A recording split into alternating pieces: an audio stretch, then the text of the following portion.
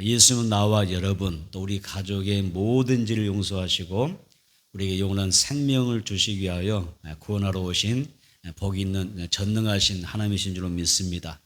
성탄절은 나를 위해 오신 예수님을 기억하는 것입니다. 나를 위해서 나에게 죄를 용서하시고 나와 내 집을 구원하기 위해서 오신 그 예수님 기억하고 하나님 앞에 예수님께 영광을 돌리는 날이죠. 성탄절 하면은 성탄절만 되면 또 해마다 크리스마스가 되게 되면 모든 사람이 기뻐합니다. 그렇지 않던가요? 모든 사람이 기뻐하죠. 꼭 예수를 믿는 사람만 기뻐하는 거 아니라 여기 보게 되면 뭐 신자든 불신자든 어떤 다른 종교 이교도를 믿든 간에 다 성탄절만 되면 기뻐하고 또 즐거워하는 모습을 볼 수가 있죠. 그래서 어떤 방식으로든 모든 사람이 기뻐하고 즐거워하며 살아가죠.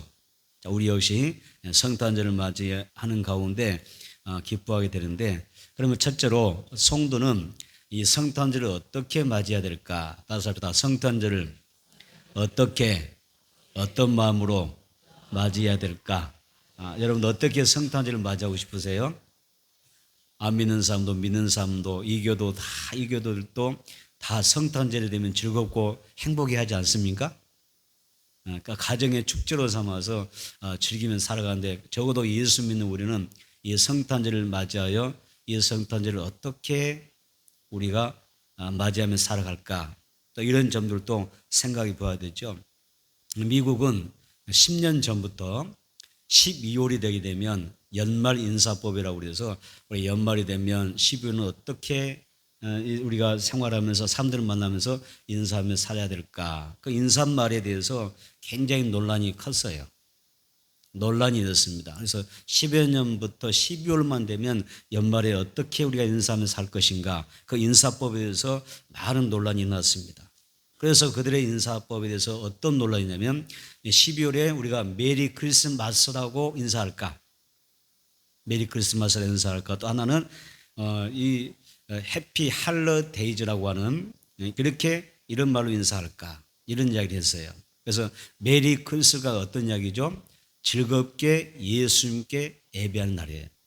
즐거운 마음으로 예수님께 예배하며 살자, 예배 드리자. 이게 메리 크리스마스예요. 원래 뜻은. 여러분 성탄절 되면 메리 크리스마스 하시죠? 메리는 즐겁다는 이야기죠. 즐거운 마음으로 우리가 예수님을 예배하는 날을 이야기할 때 메리 크리스마스예요. 우리가 성탄 이브를 이렇게 우리가 진행하고, 우리가 보통 예전에는 뭐 새벽송 드리면 첫 인사말이 보세요. 메리 크리스마스, 새해 복 많이 받으세요. 이런 표현도 했잖아요. 그 이야기 뭐예요? 오늘은 날이 새면 우리가 하나님 앞에 나가서, 교회에 나가서 즐거운 마음으로 예수님의 탄생을 기뻐하고 예배합시다. 그 말이거든요. 메리 크리스마스라는 뜻이. 그래서 메리 크리스마스라고 우리가 인사할까라고 하는 이야기와, 또 여기서 해피 할러데이즈라는 말이 있는데, 이 말은 어떤 이야기냐면 연말을 즐겁게 보내세요, 그 말이에요. 연말을 즐겁게 보내세요. 이것이 해피 할러데이즈입니다. 그런데 여기는 뭐가 빠졌어요? 예수가 빠져 있습니다. 예수라고는 이미 빠져 있죠. 그래서 예수님이 빠진 연말로서 우리가 예수님과 상관없는 즐겁게 연말을 지내는 것, 그렇게 생활하는 것을 그렇게 표현했던 것입니다. 그래서 이 미국 사회에서는 메리 크리스마스, 이 12월에 대해서 성탄절을 우리가 바라보면서 메리 크리스마스라고 인사해야 되느냐, 해피 할러데이라고 인사해야 되느냐라고 하는 이런 논란이 굉장히 일어났어요. 그래서 미국에서는 해피 할러데이라고 하는 이 인사법이 대세였습니다. 그 이유가 뭐냐면 미국에는 민주당이 있잖아요. 그 민주당의 정치 노선이 그렇습니다. 이 민주당의 이 정치 노선이 바로 어떤 노선이냐면은 이런 거예요. 그래서 우리가 보면 성탄절을 할지라도 크리스마스를 할지라도 여기는 사회 미국 사회 뭐였어요? 유대인도 있을 것이고 무슬림도 있을 것이고, 그렇죠? 무신론자들도 많이 있는데 다른 종교를 가진 사람들에게 꼭 이 성탄절이라고 해서 메리 크리스마스라고 해야 되느냐? 너무 종교적으로 어떤 차별이 있지 않느냐? 여기서 차별법이 나오는 거잖아요. 그죠? 너무 기독교만 이렇게 해서 예수님을 강조하는 그런 인사법 할 수 있겠느냐? 그래서 다른 종교인들에게 메리 크리스마스라고 인사한다면 이것도 역시 또한 차별이 되지 않겠느냐, 이런 주장을 했던 것입니다. 그래서 미국의 이 민주당에서 그 종교 어떤 그런 것을 생각하면서, 그런 사람들 생각하면서 이 차별을 생각하면서 그 공공기관이라든지 상점이라든지 직장에서 성탄절에 메리 크리스마스라고 말하지 못하게 하는 거예요. 그리고 대신에 해피 할리데이즈라고 하는 말을 주로 사용하게 합니다. 그래서 여기 보게 되면 이 성탄절에 크리스마스의 주인공이신 예수가 쏙 빠져버렸죠. 심지어 메리 크리스마스라고 한다면, 크리스마스라고 해서 서로 이렇게 대화를 나눌 때 메리 크리스마스라고 한다면 뭐예요? 이것을 법적으로 고소당하는 상황까지 발생하게 됩니다. 이게 차별법입니다. 기가 막힌 일이잖아요. 우리 기독교이고 우리가 믿는 예수 그리스도의 탄생이고, 당연히 우리는 기독교를 뭐라 했어요? 메리 크리스마스라고 하는 인사가 당연한 거잖아요. 그렇죠? 그런데도 불구하고 다른 종교나 다른 사람들의 이 종교 차별이 된다고 그래서 이걸 차단시키는 거예요. 그래서 나중에 이것을 이 크리스마스에 메리 크리스마스는 법적으로 고소당하게 되는 거예요. 함부로 메리 크리스마스는 이 표현을 못하는 거예요. 말할 수 없는 거예요. 이번 성탄절에 메리 크리스마스를 말할 수 없다면 얼마나 잘못된 것입니까? 그렇잖아요. 크리스마스는 예수님의 오심을 우리가 축하하고 예배하는 날이지 않습니까? 그런데도 불구하고 그런 방해를 받는 것입니다. 그런데 트럼프라는 사람이 대단한 사람이잖아요. 트럼프가 저는 그 사람이 좋은지 어찌 모르겠어요. 어쨌든 이 트럼프가 어떠냐면, 이 트럼프가 메리 크리스마스를 지지하고 나서요. 메리 크리스마스 지지를 했습니다. 그러니까 분위기가 완전히 좀 달라졌죠. 그가 대선 중에 크리스마스에 우리가 메리 크리스마스라고 인사를 못할 정도라고 된다면 어떻게 되겠느냐. 내가 만약 대통령 된다면 메리 크리스마스는 마음껏 외칠 수 있도록 내가 해주겠다, 이런 대선 공약을 했습니다. 대선에 그가 성공했잖아요. 선거하고 돌아다니면서 공약한 것처럼 캠프를 돌아다니면서 메리 크리스마스를 외치는 겁니다. 그런 부분에서는 좀 괜찮은 사람 같아요. 그래서 오늘 우리가 살아가면서 일단 이제 우리 입장에서 이 세상을 살아갈 때 우리 예수 믿는 사람이 내가 성탄절에 크리스마스에 메리 크리스마스를 이렇게 표현하고 산다고 하는 게, 말할 수 있다고 하는 게 얼마나 큰 축복입니까? 만약 종교 차별법 같은 그런 법들이 통과되면 메리 크리스마스도 함부로 못할 텐데요.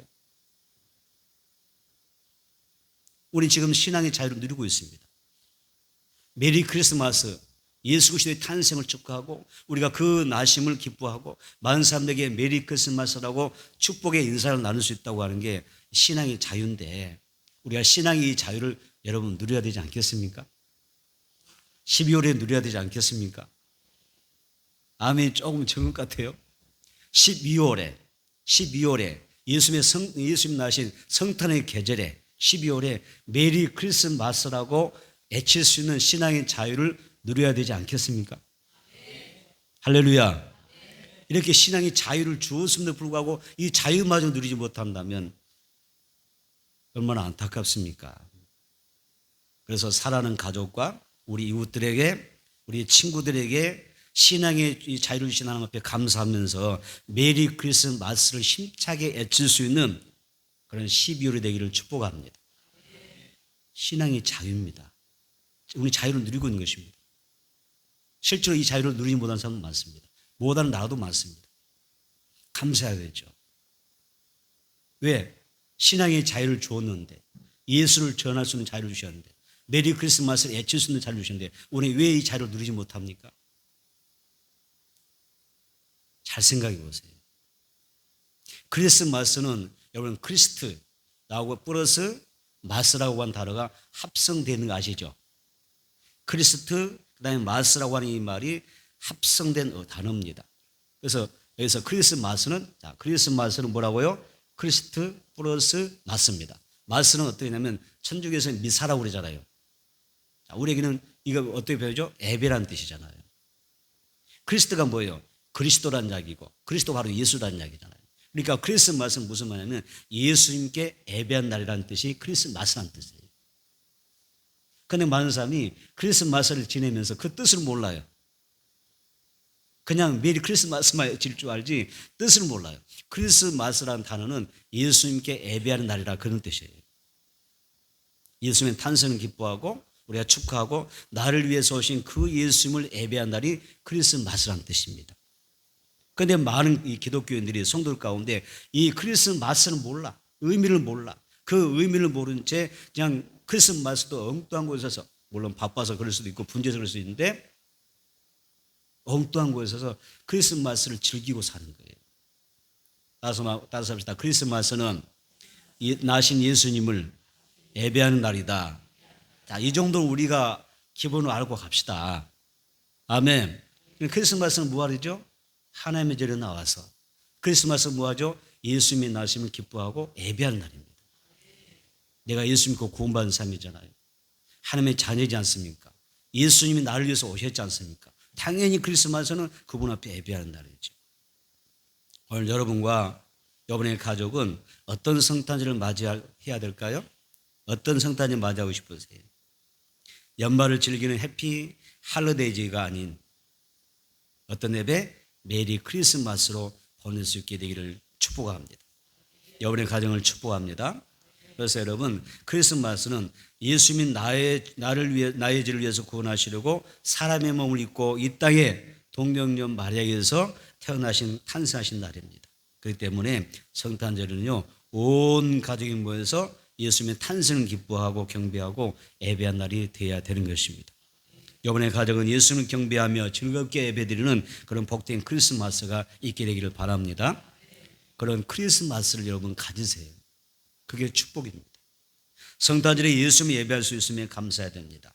또한 성탄절에 우리가 메리 크리스마스를 말할 수 있다고 하는 그런 우리가 신앙의 자유가 있음을 감사해야 됩니다. 나를 아는 사람에게 예수님이 당신이 위해서 오셨습니다. 너를 위해서 왔다. 예수 누구를 위해서 오셨다고요? 너를 위해서, 당신이 위해서 오셨습니다.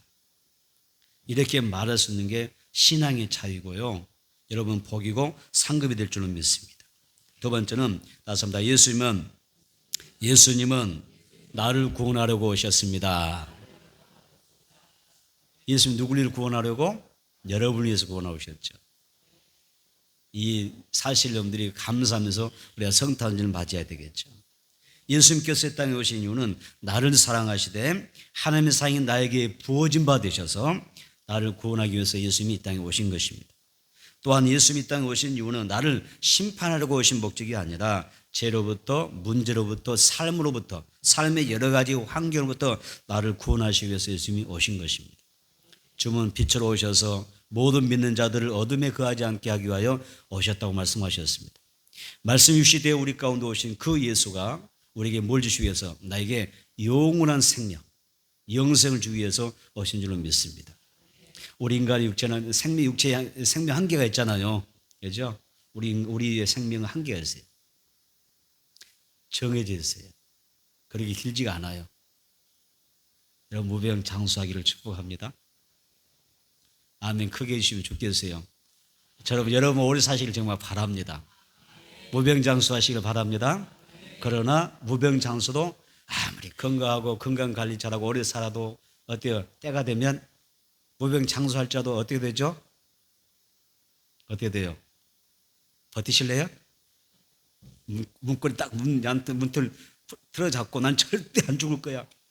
난 안 죽을 거야. 버티실래요? 한번 버텨보세요. 괜히 힘만 쓰는 거예요. 때가 되면 하나님이 여러분 부르십니다.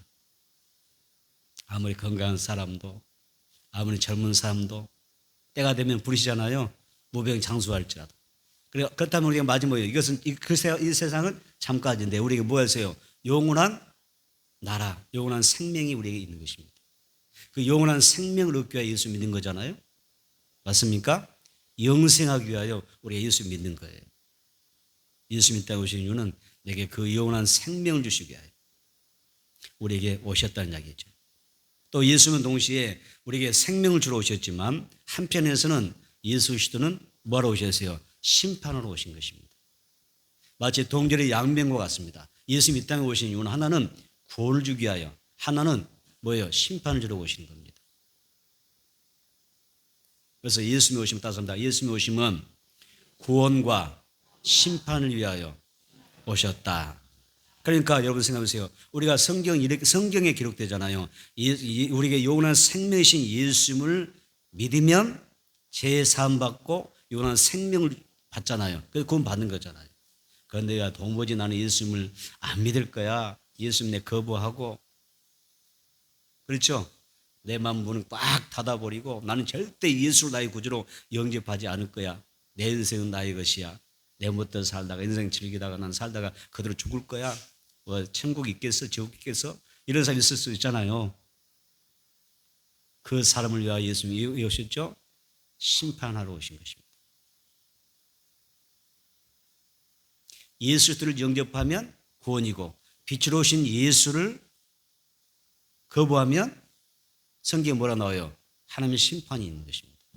그래서 예수님 오신 것은 심판과 구원을 동시에 이루기 위해서 오신 거예요. 그래서 우리는 예수님을 잘 믿어야 되겠죠.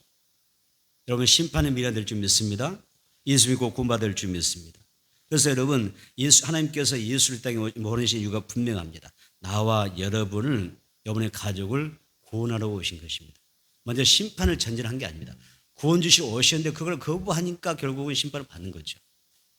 다시 한번 주 예수를 크게 하세요. 주 예수를 믿으라. 그리하면 너와 내 집이 구원을 얻으리라.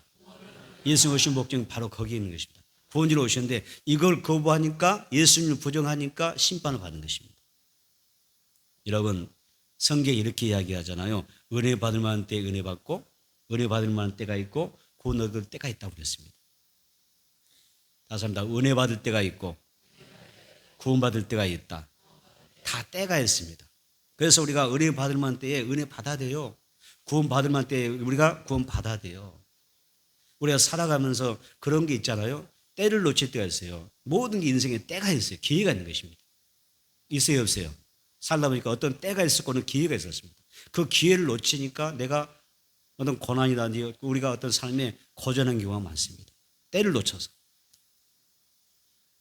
그래서 기회를 놓치고 얼마나 우리가 살아가면서 후회할 때가 많습니까? 주님은 모든 사람에게 은혜 주시기 오셨고 구원받을 수 있는 길을 주시기 위해서 오셨어요. 그런데 이 구원의 기회, 믿음의 길을 우리가 붙잡지 않냐고 이것을 예민한 사람이 너무나 많다는 것입니다.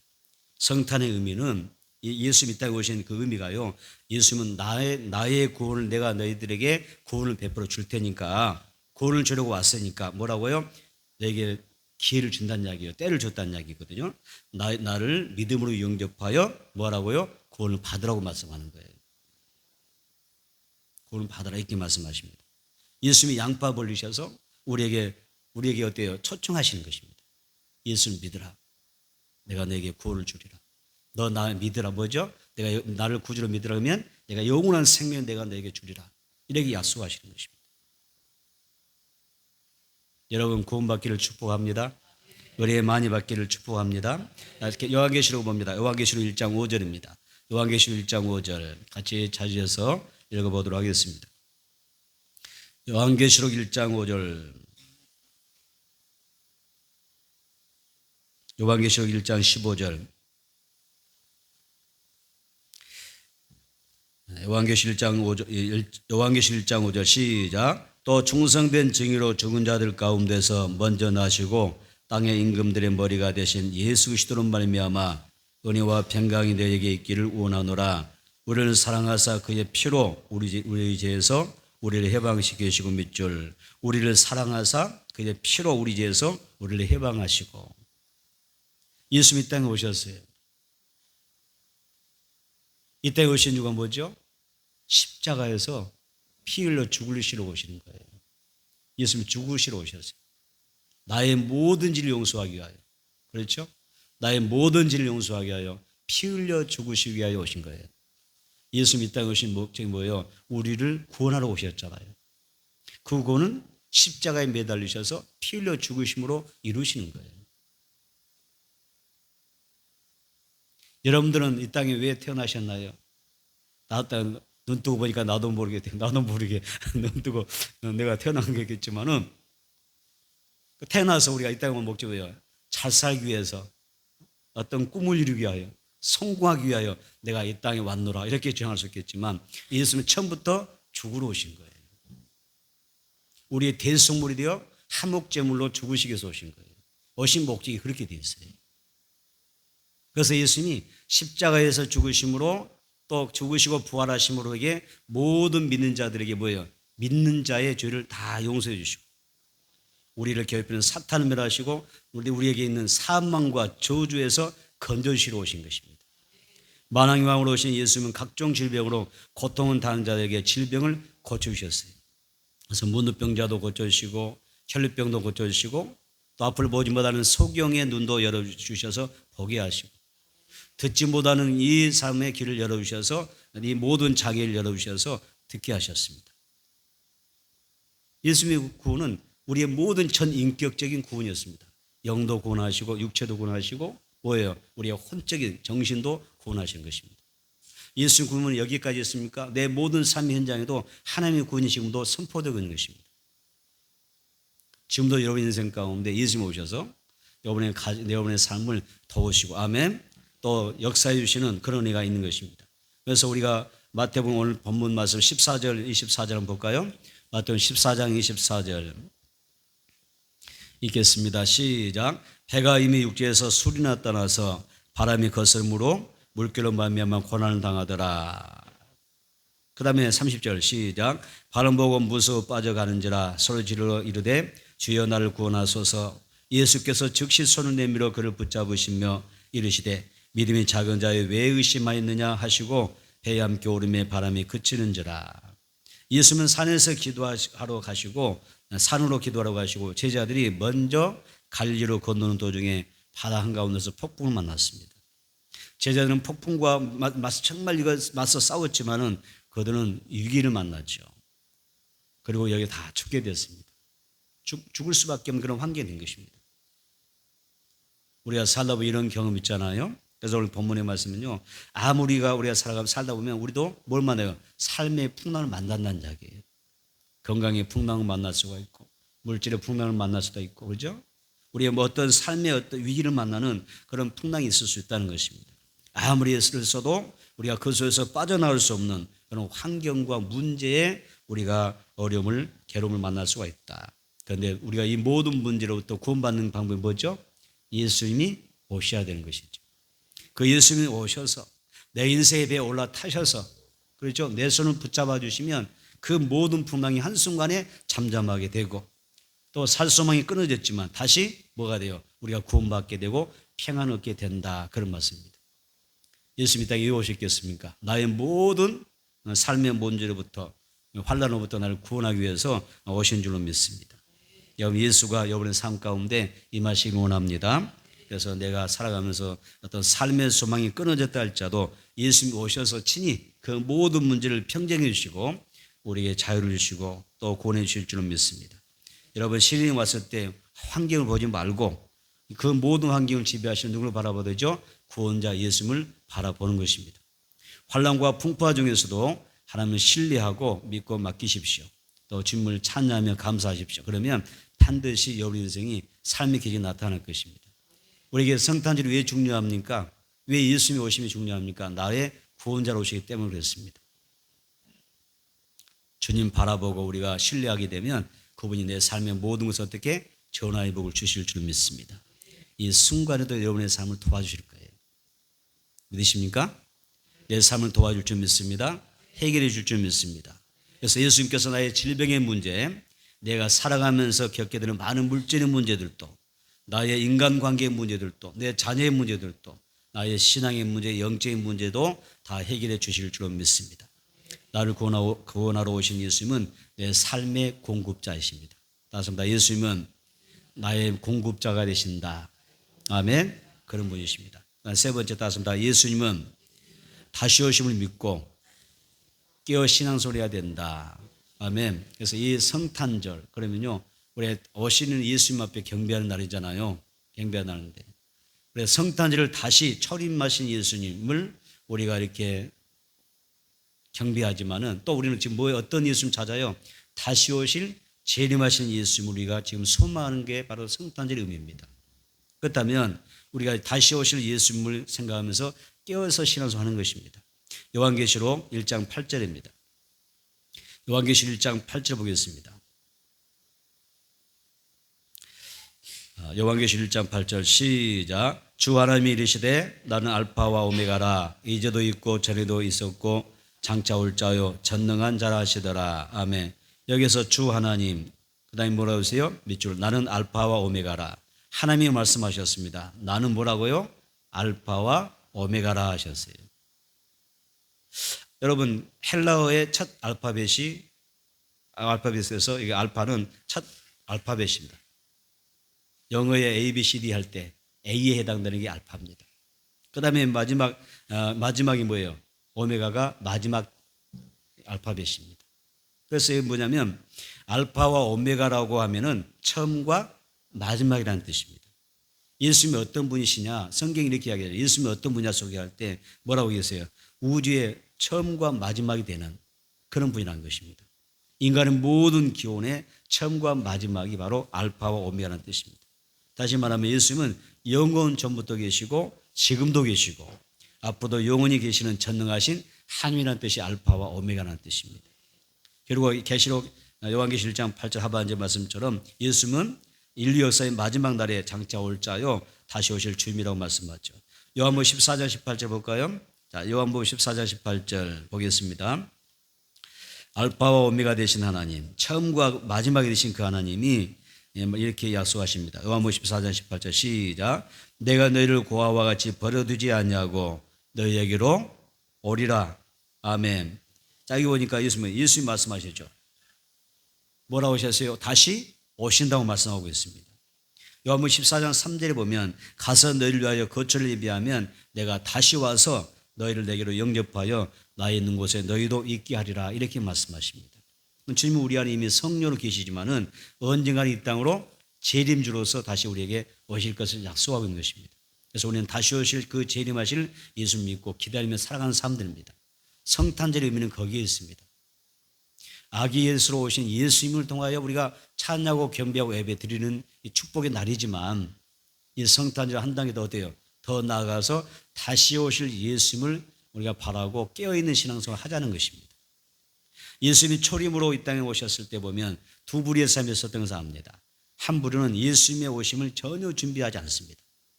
예수님 오셨지만은 그들은 예수님을 맞이하지도 않습니다. 반대로 예수님을 끝까지 소망하며 기다리다가 기쁨으로 예수님을 맞이한 사람도 또 있죠. 여러분, 예수님의 탄생 소식을 듣고 예수님 오히려 죽이는 사람도 있었죠. 헤롯 왕이 있었습니다. 이 헤롯 왕은 자기의 왕권이 있도록 예수님이 유대인의 왕으로 오셨다고 하니까 그 예수님을 죽이려고 그랬습니다. 또 대제사장과 서기관들과 유다 백성들까지도 예수님을 영접하지 않습니다. 이때 요한복음 1장 11절에 자기 땅에 오매 자기 백성에 영접하지 아니하더라 이렇게 말씀하십니다. 또 여관 주인이 있었습니다. 이 여관 주인도 예수님을 맞이할 준비가 되어 있지 않았습니다. 누가복음 2장 7절에 첫 아들을 낳아 강보로 쌓아서 구유에 누웠는데 이는 여관에 있을 곳이 없었더라 이런 이야기였습니다. 여관 주인은 손님을 맞이하느라 장사하느라 정신이 없는 거예요. 예수님 오셨지만은 예수님 온전히 맞이할 수가 없었죠. 그렇죠? 예수님 오셨지만 어디로 있어요? 우리에다가 말귀에다가 예수님을 넣을 수밖에 없는 그런 상태에 있었습니다. 이 말씀 끝에 한번 보겠습니다. 마태복음 24장 37절 39절입니다. 마태복음 24장 37절로 39절 읽겠습니다. 마태복음 24장 37절 39절 시작. 노아의 때와 진자의 맘도 그러하리라. 홍수전에 노아가 방주에 들어가던 날까지 사람들은 먹고 마시고 장가들고 씹가고 있으면서 홍수가 나서 그들을 다 멸하기까지 깨닫지 못했으니 예수의 임함도 인자의 임함도 이와 같으니라 이렇게 말씀하십니다. 이 인자는 예수를 이야기하잖아요. 여러분 지금도 사람들이 먹고 마시고 장가고 씹가고 세상의 연락을 즐기면서 살아갑니다. 그런데 중요한 것은 재림 다시 오실 예수님을 맞이할 생각이 없다는 것입니다. 성도는 세상을 열심히 살아가야 됩니다. 청년들은 좋은 사람을 위하여 믿음 있는 사람을 만나 결혼도 해야 됩니다. 자녀도 낳아야 되고 잘 기르고 가르쳐야 됩니다. 인생을 즐겁게 행복하게 살아가야 됩니다. 이것이 하나님께서 우리를 향한 바람이고 축복의 이유입니다. 그런데 이 마태복음 24장에 말씀의 요지가 있습니다. 너희 인생이 정말 힘쓰고 있어서 최선을 다해 세상 살아가야 되는데 무엇이 더 중요한지, 무엇을 더 우선하며 뜻을 정하고 살아가야 될지 이것을 분명히 하라는 것입니다. 그것이 중요하다는 것이죠. 이 땅의 모든 교회가 해마다 왜 성탄절을 지킬까요? 예수님이 언제 다시 오실지 모르기 때문에 우리가 영적으로 깨어있는 신앙생활, 재림 신앙으로 무장하며 살라는 뜻입니다. 성경에 보게 되면 메시아 예수님이 오시기를 소망하면서 예수님 오셨을 때 결국 예수님을 기쁘게 맞이하는 사람들도 있었습니다. 그들은 어떤 사람이었어요? 목자들이었습니다. 이 목자들은 예수님을 정말 기쁨으로 맞이하게 됩니다. 예레미야 35장에 나오는 레갑의 자손 드릴 것이라고 이 목자들을 추측을 합니다. 레갑의 후손들은 유목생활이 있는데 그들은 절제하며 경건하며 또 어떻게 됐어요? 메시아를 소망하며 살았던 사람들입니다.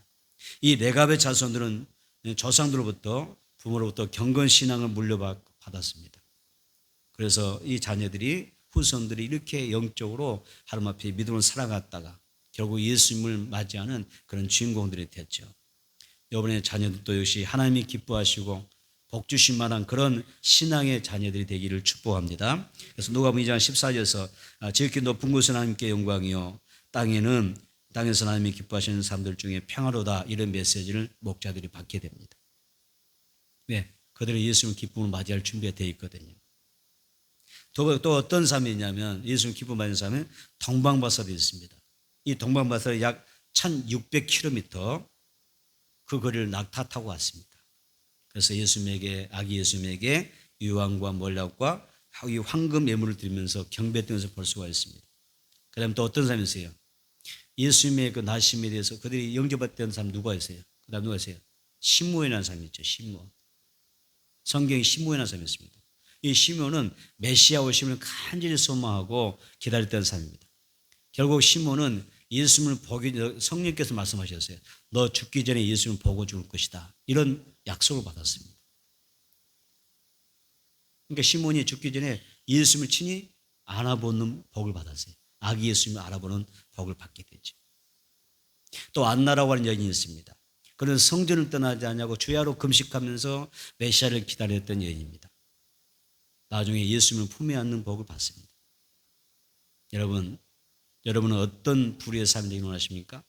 아무런 준비하지 않는 재림하신 예수님에 대하여 아무런 기대하지도 소망하지도 바라보지도 않고 그냥 그렇게 살다가 정작 예수님 오셨을 때 그분을 기쁨으로 맞이하지 못하는 그런 불의로 살고 싶으십니까? 아니면 우리 여기 나오는 인물 안나나 아니면 시몬이나 목자나 이 동방바사들처럼 항상 영적으로 깨어있어서 재림신앙 무장되어 깨어있다가 예수님 오셨을 때 기쁨으로 맞이할 수 있는 그런 주인공이 되기를 바라십니까? 말씀을 정리하겠습니다. 여러분은 성탄의 계절인 12월을 어떻게 보내고 계십니까? 지금 어떻게 보내고 계세요? 메리 크리스마스. 해피 크리스마스. 메리나 해피는 비슷하죠? 메리나 해피가 뭐예요? 즐거운 크리스마스. 여러분, 정말 여러분들이 이 12월에는 메리 크리스마스로 사십시오. 해피, 즐겁게 크리스마스로 사시기 바랍니다. 주님만을 예배하고 주님을 인하여 즐거운 마음으로 이 12월을 보내는 그런 성탄의 계절이 되기를 바랍니다. 예수님 없이 살아가는 사람들처럼 그저 예수를 딱 빼버리고 내 생활 속에서 내 생각 속에서 예수 다 빼버리고 세상적인 즐거움으로만 연말을 즐기며 사는 해피 할리데이즈가 되지 않기를 바랍니다. 여러분의 이 12호는 여러분에게 뭐가 있어야 돼요? 예수님이 함께 하셔야 됩니다. 주님은 나와 여러분을 위하여 오셔서 십자가 위에서 구원을 완성하셨습니다. 예수님이 큰 사랑을 우리에게 주셨는데 그 사랑을 붙잡으셔야 되죠. 여러분 주님의 손을 꽉 붙잡고 예수님을 경배하는 시간들로 삼으십시오. 세상 풍조의 그 분위기에 여러분들이 떠밀려 여동하는 신앙생활 하지 마십시오. 예수님과 동의하는 12월이 되기를 바랍니다. 이 한 달은 크리스마스 신앙으로 사는 것입니다. 크리스마스가 뭐였어요? 크리스마스가 뭐라고 그랬죠? 크리스마스의 뜻이 뭐였죠? 크리스 플러스 마스잖아요. 크리스가 뭐예요? 그리스도, 예수란 말이고 마스가 미사, 예배란 뜻이잖아요. 크리스마스가 뭐라고요? 예수님께 예배한다는 이야기예요. 그렇다면 이 한 달을 크리스마스로 사는 거예요. 예수님께 예배하면서 사는 거예요. 이게 성탄절을 맞이하는, 크리스마스를 맞이하는 신앙 생활입니다. 하나님을 예배하는 신앙으로 사셔서 2024년 이 한 해 잘 마무리하시고 또 2025년 새해를 소망적인 맞이할 수 있는 여러분 모두가 되기를 축복합니다.